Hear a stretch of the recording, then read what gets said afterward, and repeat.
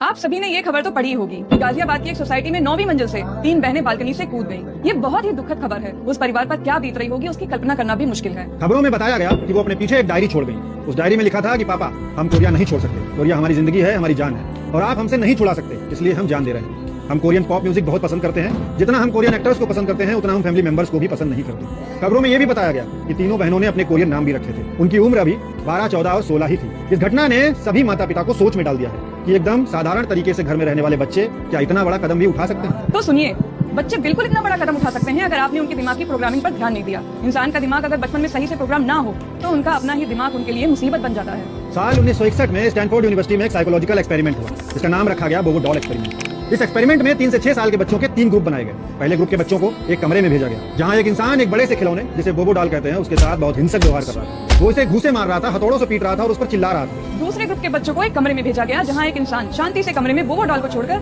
दूसरे खिलौने के साथ खेल रहा था। और तीसरे ग्रुप के बच्चों को बिना किसी इंसान को दिखाए सीधे खेलने भेज दिया गया। इसके बाद जब इन बच्चों को अकेले अलग अलग कमरों में बोबो डॉल और अन्य खिलौनों के साथ छोड़ा गया तो जिन बच्चों ने एक इंसान को बोबो डॉल को मारते पीटते देखा था, उन बच्चों ने भी बिल्कुल वैसा ही किया।